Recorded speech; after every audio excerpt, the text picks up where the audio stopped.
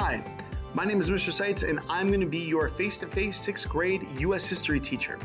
I've been teaching here at Explorer K-8 for 6 years. This will be my 7th year, and I'm really looking forward to meeting you and getting to know each and every one of you.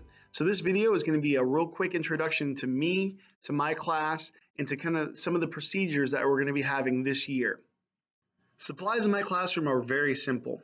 All you need is something to write with, something to write in, and something to put it in. So pens or pencils are fine, any sort of folder, and whatever style of notebook, composition, or spiral that you are comfortable with.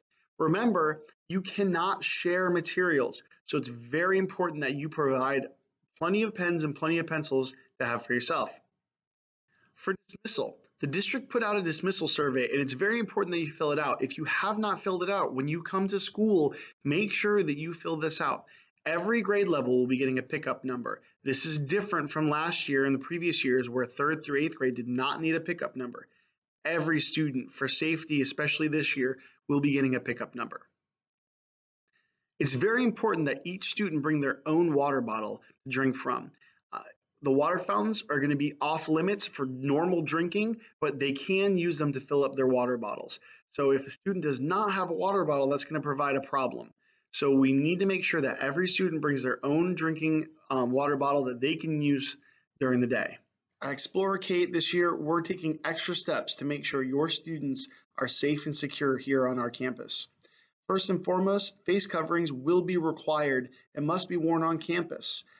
There are several different approved styles. Bandanas are absolutely not allowed per the dress code, and they must be worn when social distancing is simply just not possible.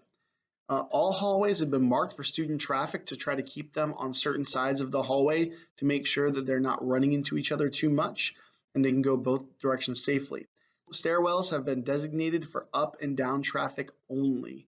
So certain stairwells can only be used for up, certain stairwells can only be used to go down. Cafeterias have been set up to allow for social distancing, so students will be able to take their masks off. They won't be required to wear them while they're seated. So they can eat, they can talk to their friends while they're sitting on those dots.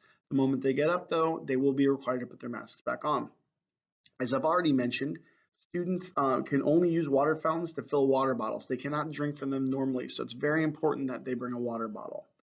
And our environmental surface technicians will be working hard throughout the day to sanitize all student areas and classrooms. That was a lot of information, and I'm sure you have a lot of questions. So if you have anything that I can help you with, please don't hesitate to reach out to me. Also, if you have any questions about Hernando County's return to school plan, please go to hernandoschools.org and look at that. They have all the information right there for you to view. With all that, I look forward to meeting you and your students and teaching you guys and having a great year. Thank you and have a great day.